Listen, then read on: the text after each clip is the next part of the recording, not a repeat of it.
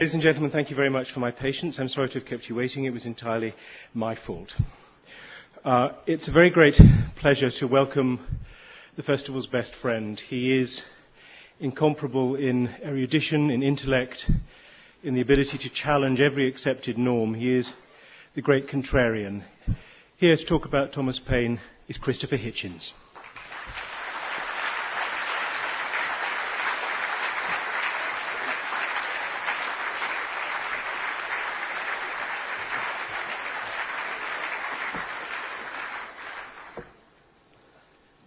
Thank you, Peter, for that suspiciously terse introduction. Thank you very much, ladies and gentlemen, for coming. I normally scorn and despise the dog and pony show, the teacher's aid, the PowerPoint and so forth, but this I couldn't resist, and I thought we would go through it together. I could share it with you. It's a piece of poetry I came across in the work for this book. If there isn't a pointer, but I'm going to just point and ask you to memorize.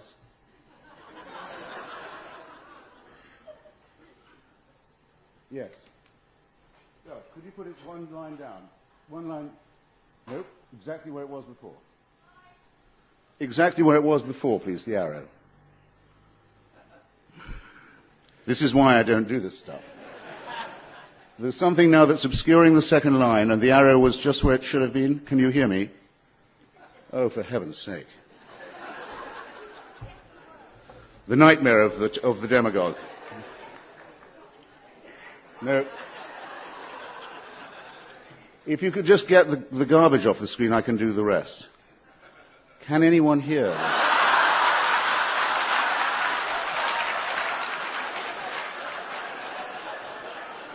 Okay. Leave it. Don't do anything. Now. Picture, if you will.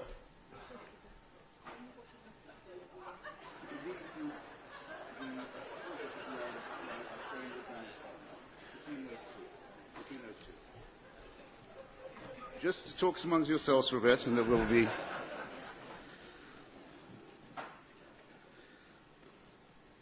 Actually, while they do that, we can just all read it together, can we? Would you mind? The pomp of courts and pride of kings. Come on, give it some welly. I prize above all earthly things. I love my country, the king. Above all men, his praise I sing. The royal banners are displayed, and may success the standard aid. Second verse. Just remember, keep it there. I fain would banish far from hence the rights of man and common sense. Confusion to his odious reign, that foe to princes, Thomas Paine. Defeat and ruin seize the cause of France, its liberties and laws. Now, in 1798, who here has read Thomas Flanagan's trilogy of novels about the liberation of Ireland? The first one is called The Year of the French.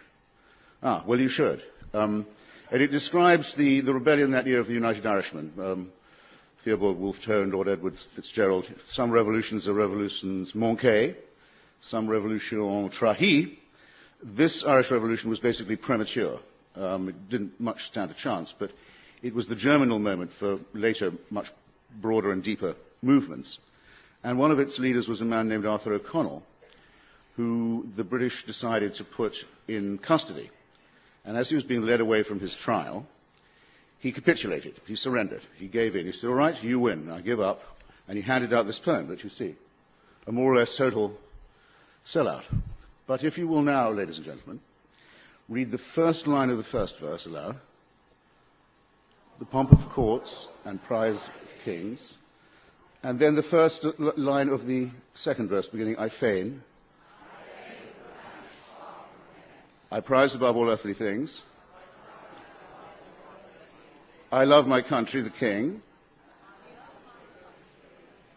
Confusion to his odious reign. The royal banners are displayed. No, wait. Above all men's praise I sing that foe to Princess Thomas Paine. The royal banners are displayed. Defeat and ruin seize the cause. And may success the standard aid. One of the mistakes made by the British establishment historically has been to consider the Irish people as stupid. we have paid a very high price for this stupidity. I think the second version is much better, don't you? And also appropriate, because with Thomas Paine, we are confronted with a sort of figure in the carpet. There's no real memorial to him in his country of birth. There's no day that honours him. He's not taught in the schools. There's no real memorial to him in his country of adoption, though he is really the unofficial founding father and undoubtedly the moral author of the Declaration of Independence. He was a very obscure person. We don't know much about his early life. He didn't write many letters or keep many diaries. He didn't have an official biographer. As he said, the world was his country, his mind was his church, and his religion was to do good. And he was made an honorary member of the United Irishmen, a very rare privilege for an Englishman to be invited to do so, of this wonderful Protestant Republican organization, because of the tremendous success and appeal of his book, the great bestseller, The Rights of Man, about which I've published a little study. And though he's obscure and occluded in the way that we normally consider great men, that theory of history, he's still alive in what Yeats used to call the Book of the People. I would describe him in a way as a Promethean figure. The concept of right, until he put pen to paper, was something that was discussed among theologians and among the church of philosophers. There was a long argument, as you know, between John Locke and Thomas Hobbes about whether there were such things as rights, where they came from, how they originated, how they were to be defined, and to whom they ought to apply. Paine broke open this private discussion and decided to put it in front of a mass audience. And he emerges at a time when the shape of the common man is changing. There's an increasingly self-educated artisan class of people who can read.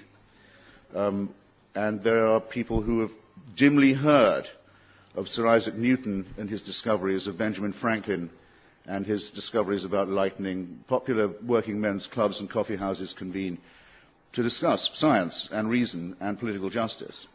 And Paine emerges really as the perfect spokesman of this kind of politics and decides to say, if there are to be rights, and the ruling class can't very well say there are not, because it's only a very brief time since they claimed that there was a divine right of kingship. They can't say the concept is meaningless, as Marx and Bentham later do. They have to say there is such a thing.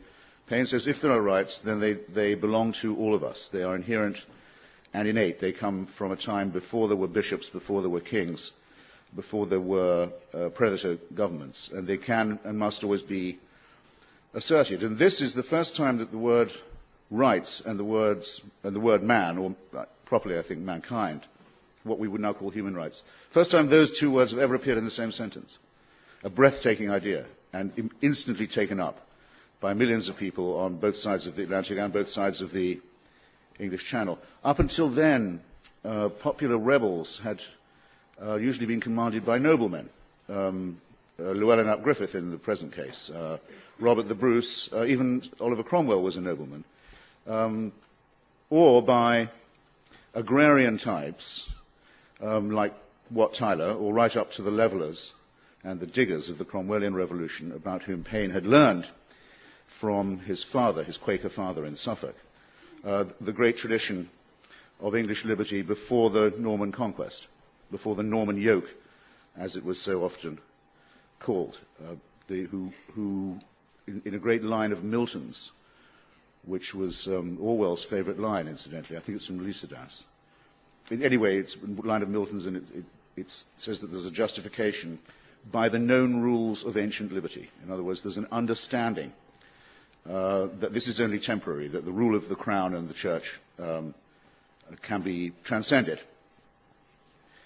What are the achievements of Paine in this way? Well, he is the moral author of the American Revolution, as I said. He took ship with a letter from Benjamin Franklin to escape the ground-down life he was living in England, and he arrived in Philadelphia just on the cusp of the great conflict between the 13 colonies and the mother country over unfair taxation and political repression, and became the greatest pamphleteer not just of that but of any other time, by writing two short pamphlets, one called Common Sense and later one called the Crisis, that said that this dispute could not be solved within the bounds of the Hanoverian usurpation, that in order for any measure of justice to be available to the American people, they would have to break the connection with London, break the connection with the king, and set up a democratic republic. Up until then, people like Washington, even Jefferson, Franklin, Hamilton, were landowners, country gentlemen, very loyal to the idea of England, to the replication of English stock on the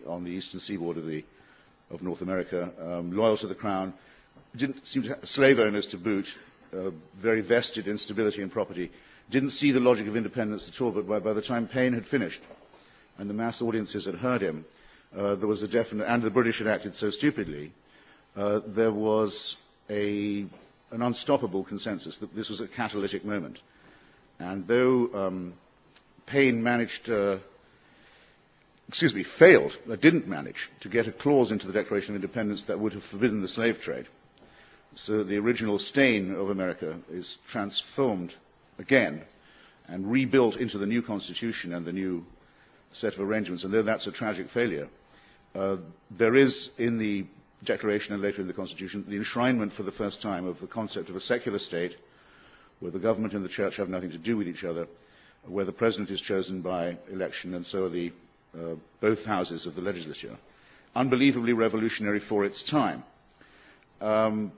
And considering his work to be done, Paine goes back across the Atlantic, becomes very involved with the Marquis de Lafayette and the early framers of the coming Declaration of the Rights of Man, Les Droits de l'Homme, in Paris, and takes part very happily in the early years of the Revolution, and believes it to be the consummation of the American idea, the new world coming back to redress the balance of the old, and is given the key of the Bastille by the Marquis de Lafayette, and takes it back across the Atlantic as a personal present to George Washington, to whom he dedicates the Rights of Man.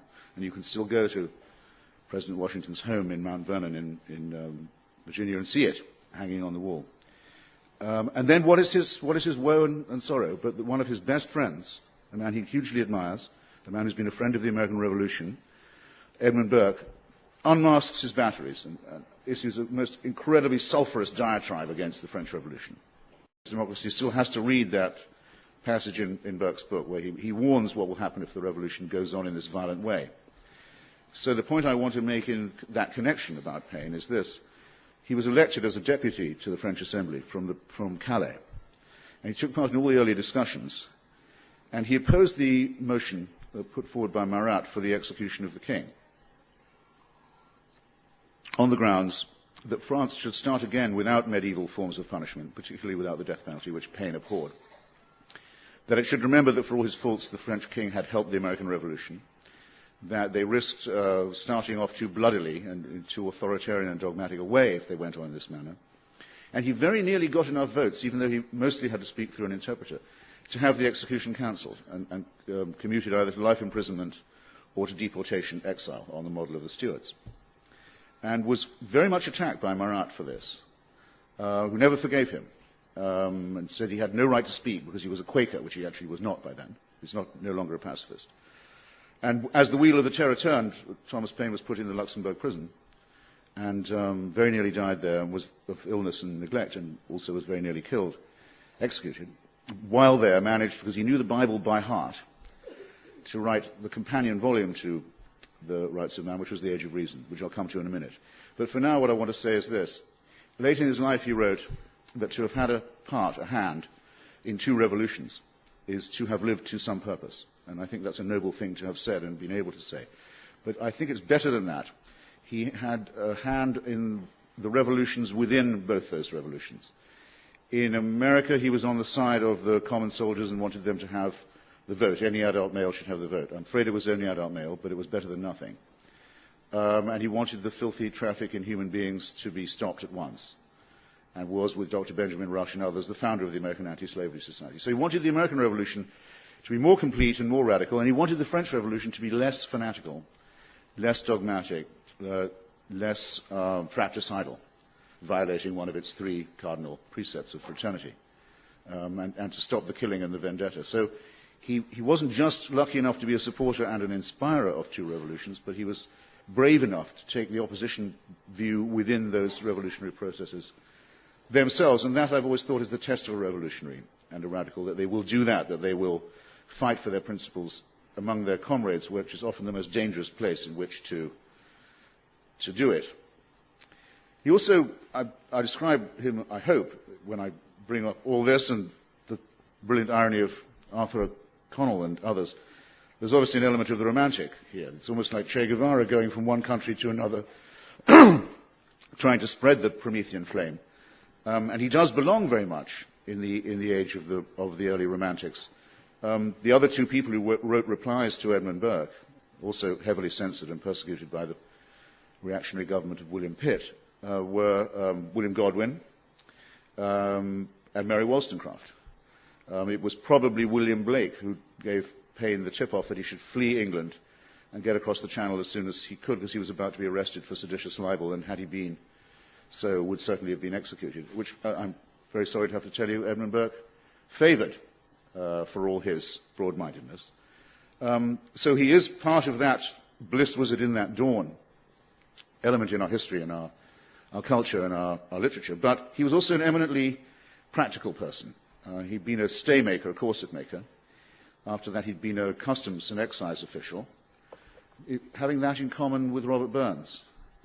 Oddly enough, also being a bit of a piss artist, having that in common with Robert Burns as well. Strange that there should be two drunken customs officials so much involved in our national romance with liberty, but he was also, as I say, a practical person. Part 2 of The Rights of Man, no more talk about how stupid the hereditary principle is. He deals with all that in part 1. He says to have a hereditary monarch is as absurd as having a hereditary mathematician or hereditary poet. It's absurd on its face.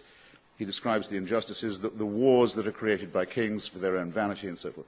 Part 2 is charts, statistical tables, beautifully done design of, who the fuck is that? We know where you live, and we know where your children go to school. It's the design of a welfare state. First time anyone had ever thought of it. He said, why is it that so many people in England work on the land where so much food is produced and they don't have enough to eat? Why is it that when they're too old to work and their muscles have gone, they're thrown out on the parish to die? Why is it that people live like beasts in the city? How can this be? And he designs a welfare system whereby anyone at the age of their majority would receive a lump sum on which to get married and to start their own business. And that would be more or less up to them to deal with. He doesn't mention healthcare. He's not that advanced quite. But when they get too old to work, there's provision made for the elderly and for widows and for orphans. It's minutely costed. It goes through William Pitt's appallingly reactionary budget, and it turns it upside down. And it's a very absorbing document to read. I went to talk about Paine last week at the Institute for IPPR. Is that the Institute for Public Policy Research? Yes. It's one of those rather suave Blair Project think tanks. Nice office in Covent Garden, that kind of thing. And to my surprise, I found that they were readying a document about a streamlined welfare state, which would include the idea of giving people at the age of their majority a lump sum that would come out of an investment made for them when they were born. And the whole glossy pamphlet begins with a long extract from Thomas Paine on agrarian justice. So I felt I didn't have to make my point about his continuing relevance in these circumstances. My mission statement, by the way, is that I don't leave, if there's anyone around who can possibly say I didn't answer a question. And the other mission statement is I presume that people come here to talk as well as to listen. And it's now 12:05, so I'll condense my remarks a bit, if I may. I should say perhaps a little about his, I want to say a lot. I'll say a little about the Age of Reason. In his early pamphlets, Paine was a bit of an opportunist. He would sometimes say monarchy is condemned in the Old Testament, which, as you know, sometimes it is and sometimes it isn't. He knew that his audience all knew the Bible and probably knew no other book. He was very good at doing biblical allusions for propaganda purposes and a bit tricky about it some of the time. So there was a considerable shock when he published The Age of Reason, in which he maintained that the Bible is a tissue of lies from the beginning to the end, and full of evil, and full of instructions that, if followed, would be disastrous and wicked. and that it's a plagiarism based upon a hearsay, based on a hearsay. He goes through it from everything, all the things that we village atheists like, to where did Cain get his wife, to do you know how many other children the Virgin Mary had? By the way, do you know? It's 4. It's all in there. Wonderful stuff. But also saying how there can't really be any revelation of truth, because those who report it can't be trusted. We cannot believe someone who says they've talked directly to God on their own unsupported word. Common sense, if you like. But very, very devastating. Once again, there had been many philosophers. Hobbes was probably one of them, of the ones I've mentioned, who were privately atheist. David Hume, I think it's almost certain, was. Some people think Francis Bacon was, too. But you kept quiet about it. You did not say, except to philosophical friends. Paine is the first one to go to a printer and produce a cheap book that anyone can read, saying, what the priests have been telling you is wrong, it's lies, and it's evil, and it's false. And this is absolutely devastating. Quite a number of his radical friends won't talk to him after that, but I think he's got there the main point, which is that you can't really have the rights of man asserted without an age of reason that denies an interventionist God. Because if the promises of religion are true in any respect, then there's no need for social reform, there's no need for democracy. The promise can be fulfilled in some other way. By prayer, for example, or by good works, or by faith, and none of which work. And so for Paine to make this connection means that he's really the founding father, not just of the American Revolution and in part of the French one, but of what we call the Enlightenment, of the realization that precisely because we are alone, we must turn to one another. Now, I can't say that Paine was an atheist as I am. He actually wrote The Age of Reason to vindicate God. He was a deist. In other words, he believed that there must have been a creator because of the order of nature in the universe, but that this creator took no further interest in his creation, didn't intervene, didn't answer prayers. He said that it was essential to defend the benevolent idea of the creator from the appalling accretions of the religious and of the faithful. So it's a very interesting book. It's written just before Darwinism becomes available to anybody. It's as far as anyone can then see. People like Jefferson and Paine and others used to look at the rocks and look at the rock formations in Virginia, and they would think, how did the seashells get so far up the mountains? They had no idea. They weren't to know. As far as could be known in their time, deism was a logical and defensible proposition. And so there you have it, if you like, the twinning of the two ideas. And in my opinion, if he'd done only these two things and not just led the exemplary and courageous life that he did manage to do, he would still deserve to be remembered as the most useful Englishman there ever was, as Kenneth Griffith, that great Welshman, once put it in a wonderful drama documentary he did about Paine. The most useful Englishman there ever was. I give you to him, ladies and gentlemen, Thomas Paine. Thank you.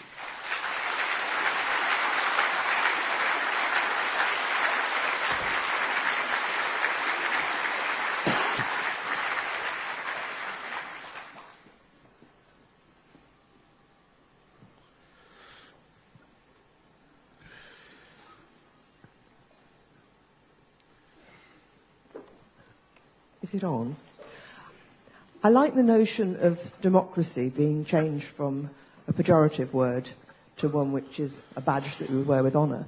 Do you think now it's going the other way? That now we're perhaps not happy to be associated with those who use the word democracy? No, I think it's, well, first, I agree with you that it's nice when that happens. I mean, it was clever of the Tories to take on this charge, and Impressionists also, was the reviewer's taunt and the suffragette and so forth. And we have had extensions of this recently with people resuming the word queer, for example, if they're homosexual, and even adopting a word that actually I do not use if they're black. I don't think should be used, but all right. You can see what the effort is being made there. What we have done with democracy, I think, is to assume that it's any measurement of public opinion. It's not another problem altogether. I mean, when I was young, there was quite an argument about whether newspapers should even publish opinion polls, because they were thought to be unscientific and probably too easy to skew. Now newspapers commission expensive opinion polls, usually in concert with a television or broadcasting organization, commission their own polls and then print their own findings as news on the front page when they've got nothing else to do. This is a parody of democracy. It's not hope. He's restored papistry to France and made himself an emperor. So they have no trouble at all, however radical they are, however hostile to the excise man, the press gang, the king, and the rest of it, fighting against France. And I don't think Paine realized this at all. So there was an obvious sense in which it was easy for the Tories to indict him as a traitor. I think that explains some of it. Then there's the atheism, the public contempt for the church. You don't get a plaque in Westminster Abbey for that. And you shouldn't, of course, want one. I mean, I'm never sure whether I should complain in Washington or not that there isn't a plaque for him. Maybe it's best that there isn't and that he can be found in decoding poems like that. Probably that's best. You mentioned that Thomas Paine wanted the abolition of slavery. So I'm over here. I've got so much light in my eye, I might have put my shades on. Sorry. I saw some drafts of the Constitution in New York Public Library some years back. Oh, yeah. And there, in one of the drafts, was the call for abolition of slavery. And I was looking at this draft of the Constitution, and there was the line. And I was thinking, why was it taken out? Because had it stayed in, the impact on American history thereafter would have been gigantic. And I was sort of blown away looking at this line in the early draft. And I just wondered what happened. It makes you weep. Well, there are two reasons why. One, very obviously, is that the delegations from Georgia and the two Carolinas would not have signed the Declaration of Independence if it included that concept, the clause that Jefferson wrote in. And the other thing, as Jefferson pointed out, there was many people who didn't own slaves but were very much involved in the trade of carrying them, either up and down the coast or across the Atlantic, usually from New York and Philadelphia. So there were quite a lot of people in the interests, in other words, in the more enlightened states even, that didn't want to tamper with the trade. So they lost. Much worse, I think, is the sequel, which is that when, as a result of the revolution in Haiti, okay, I'm going to try this once more.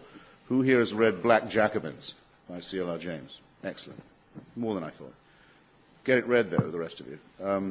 Unbelievable history by a Trinidadian historian of the first black republic ever proclaimed, inspired by the ideas of the French Revolution, led by a genius general called Toussaint Louverture, in what was then called Santo Domingo, is now Haiti, in around the turn of the 18th and 19th centuries. We owe a lot to this slave army because it completely destroyed, along with Yellow Jack and cholera and a few other things, a French fleet and a French army. And it forced Napoleon and Talleyrand to put the Louisiana territories up for sale. And Jefferson was clever enough to buy them, thus doubling the size of the United States overnight for 10 cents an acre, the best land deal in history. And the idea came to him from Paine. Paine said, I think the French would give up. They'd give us the land and we could start again. And he and Joel Barlow went to the president and said, there's a condition, which is we must start again without slavery. We mustn't have it in these new territories. We can begin again without the original sin.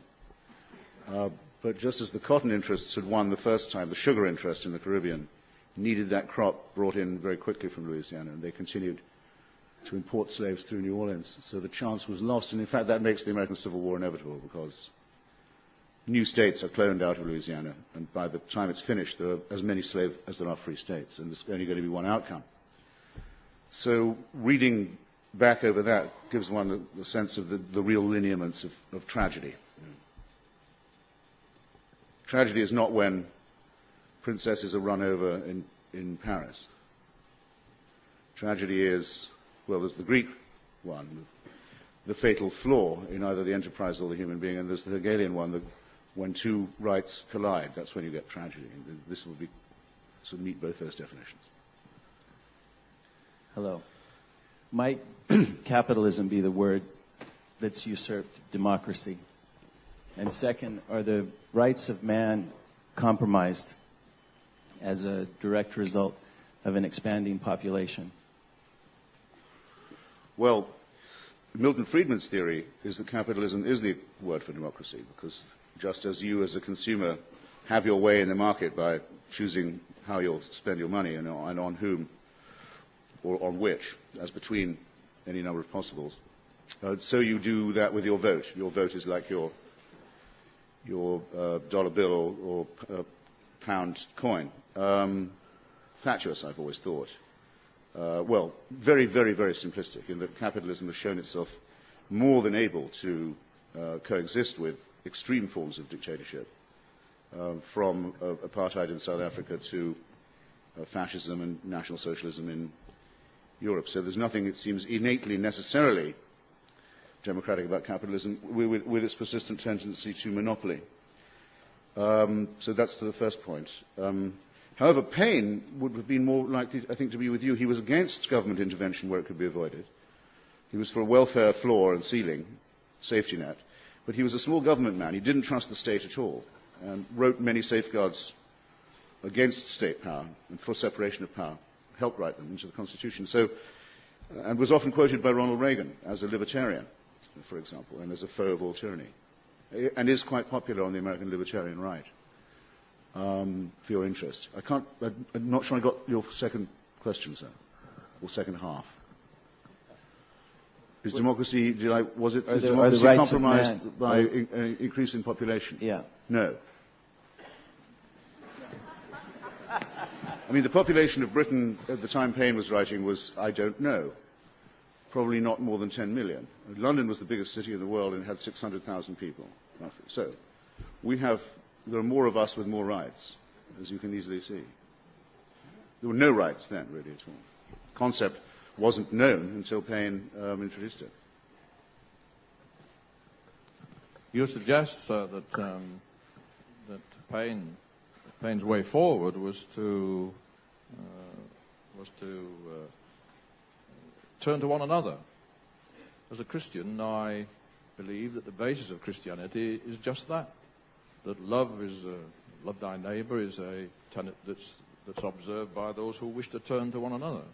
And what on earth then has happened to man's inhumanity to man? The world is full of man's inhumanity to man at the moment.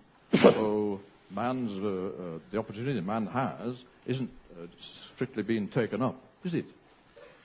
The instruction to do right by your neighbour is actually from Rabbi Hillel from the Babylonian captivity, who invented what's called the Golden Rule, that you don't do anything to another person you wouldn't want them to do to you. Christianity is an inept plagiarism of that, as it is of Judaism in general, and it also asks you to do the impossible. It says you must love your neighbour as yourself. No one can be expected to do that. It's a ridiculous proposition. We are not so made as to do that. We're also told to take no thought for the morrow, to care nothing for thrift or investment or education, to give up everything. A doctrine which must be immoral, not just on its face, but because it could only be preached by someone who thought the world was about to come to an end and was hoping that it would, which is itself an immoral desire, the eschatological pornography that underlies all religion. It's not a religion of...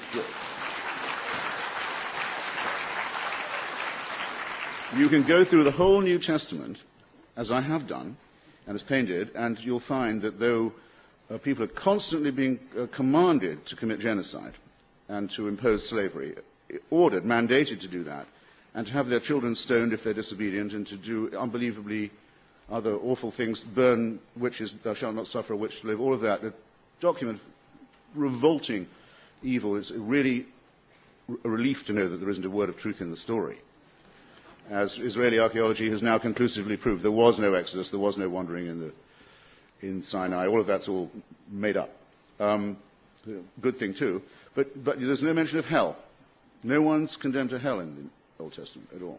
Not until gentle Jesus, meek and mild, are you condemned to burn forever if you don't agree with his preposterous offering. Making war on the dead, punishing the dead for eternity. You're welcome to your Christianity, sir.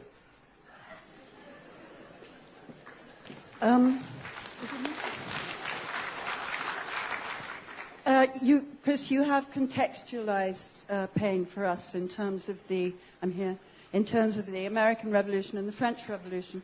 If we were ever to have a revolution in Britain, which perhaps might start with a written constitution, how relevant would Paine be now for us? Well, I'm a founding subscriber of an organization you may have heard of called Charter 88, which has campaigned with some success for the idea of a written Bill of Rights, and which I think would involve, inevitably, as the discussion went on, the transformation of the country into a republic, or perhaps a federation of republics. within Europe. And we'd owe a huge amount to Paine if that project was forwarded. In fact, we owe a huge amount to him that it was ever put on paper in the first place. It shows that it is part of, it's not dreamt up by some group of chattering class people, that it's very deep in the grain and the grit of the English and the British people.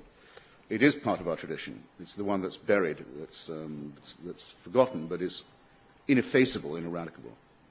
No, there'd be no doubt that he'd be one of the founding fathers there. And Gerard Winstanley, and Thomas Paine. Can I be a bit more specific? Probably not. Well, not in the available time, but we could have a glass of refreshment.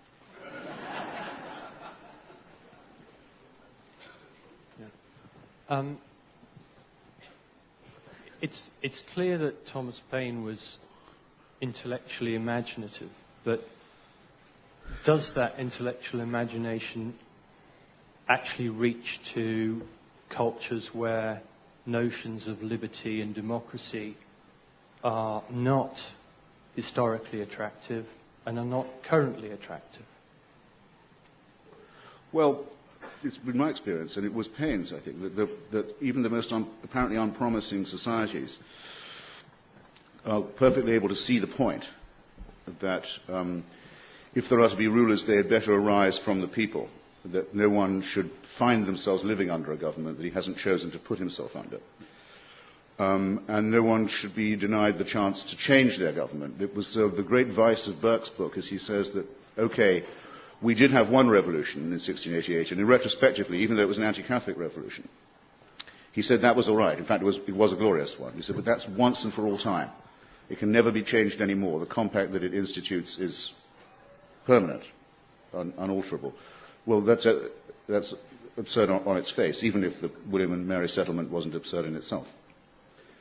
People can get these points very easily, and the idea that they want to know what their rights are and be able to go to a court to assert them is something people are thirsty for in every place I've been. And I've never been anywhere where something like the American Constitution wouldn't be an improvement, in other words. Because it's essentially simple, and Paine was able to reach people who knew very little about books and ideas, but who were learning to read, and they got the point right away. And if you can do it to the people as thick as the English, I think there's nowhere it couldn't take root. Thick and conservative. And is led by people like George Galloway, who are pimps for and prostitutes of, an amazing double. Fascism and dictatorship. That's not the case at all. But he did, that's not the case at all, because, for instance, if Hans Blix had been allowed to carry on with his inquiry, we'd have found out that there were no weapons, and the whole thing was based on a spurious plan to go to war that Bush and Blair hatched months and months before that. You don't have to be pro-Saddam to be anti-war. That's rubbish. You don't have to. Why are you then? I must say I agree that you don't have to be. Why is your movement led by people who are? Now, you do remind me to say something else, though. Paine definitely believed that the United States should be an imperial power for democracy. He was, as did Jefferson, he wanted it to be an empire for the export of revolution. To Haiti, to South America, beyond, to Europe, and to Ireland and beyond. He was very emphatic on that. And that's a problem for many people on the American left, because they have such a bad conscience about so many failed or criminal American foreign policies that they don't believe their country should be or is or even could be a vector for these ideas. But here's the situation, comrades, brothers and sisters, friends. The Russian Revolution is gone. The Chinese Revolution has mutated into a sort of market Stalinism. The Cuban Revolution is moribund. I say nothing against the French Revolution, but its ideas are not really represented by France anymore in any important way. The ideas, of course, of the Declaration of the Rights of Man are still with us. The American Revolution is the only one still standing. You have to take it or leave it. But in my view, it requires thought and not jokes about the president's IQ. Do you think that the rights of man, or particularly of women, have been increased after the invasion of Iraq? And if so, has it been worth the price? Thank you. I don't doubt it for 1 second. That there's been a night and day difference in Iraq as well as in Afghanistan. The flag that you can't see in my lapel is the flag of the Patriotic Union of Kurdistan, the party whose leader is now the president of Iraq. 4 years ago, Iraq was the private property of a psychopathic crime family. It was a mass grave underneath and a concentration camp on top. It was mass graves and torture chambers, and everyone was citizen of the property of the state.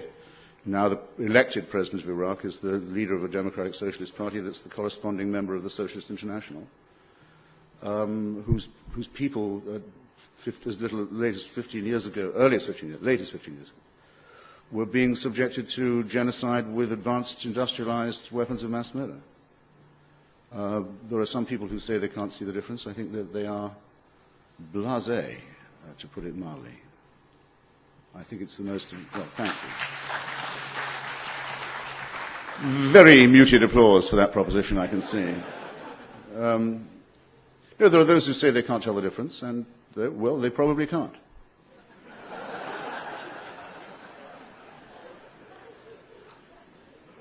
I'd just like to make a comment as a member of the anti-war movement that there were lots of us that were incredibly disappointed when George Galloway was held up as some figurehead for the movement, and also that you've just dismissed a vast movement full of all sorts of people with all sorts of beliefs, and not all of us agree with George Galloway.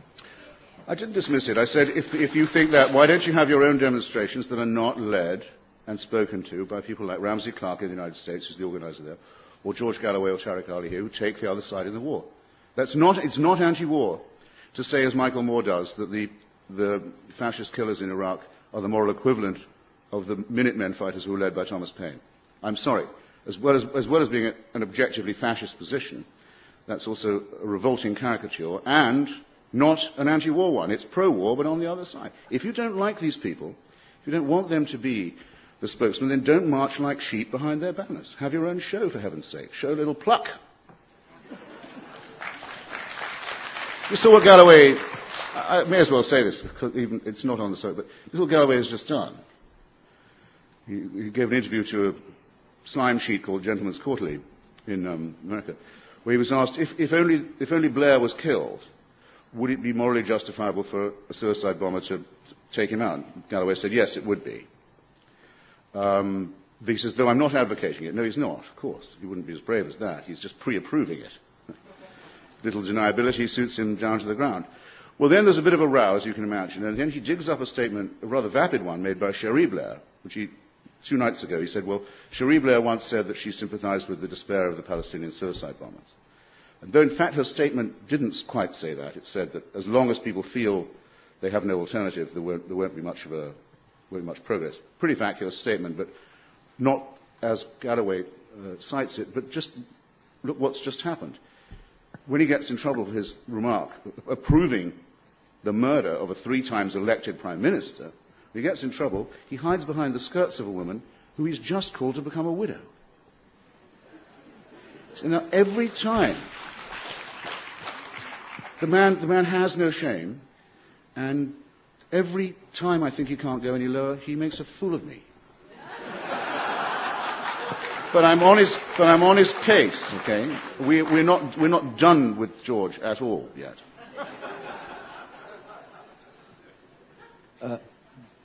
All that said, though, you have to agree that despite the new government, I'm over here. No, other side. Other side. Oh, hi. Hello. You have to agree, don't you, that the risk has been quite, well, rather, the price has been quite high, and the country is descending quite slowly into anarchy, and that indeed the only part that could even possibly be credited with running itself is the part left well alone, i.e. the northern Kurdish part of Iraq. Well, left well alone in the sense it's been taken out of the control of Saddam Hussein, which it had been actually for a while. That was the experiment in regime change beforehand.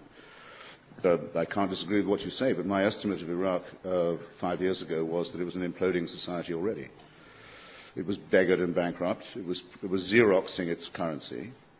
It was the private property. It was completely privatized. Everything in the state was owned by this crime family. They stayed in power by methods of divide and rule, by inciting through different newspapers that they controlled Sunni against Shia, Shia against Sunni, both against Kurds, who mainly are Sunni. The place was going to, if it had not been intervened in, clumsy phrase, I apologize, had there not been an intervention, there's every chance that Iraq could have become to the Gulf what Congo has become to southwest Africa, a sort of vortex into which forces would certainly have been drawn. Iraq would have been invaded, all right, don't you worry about that, but it would have been invaded by Turkey and Iran and Saudi Arabia, each with their most extreme client of the respective faction. We intervened far too late, should have all been taken care of in 1991, not my fault that it wasn't.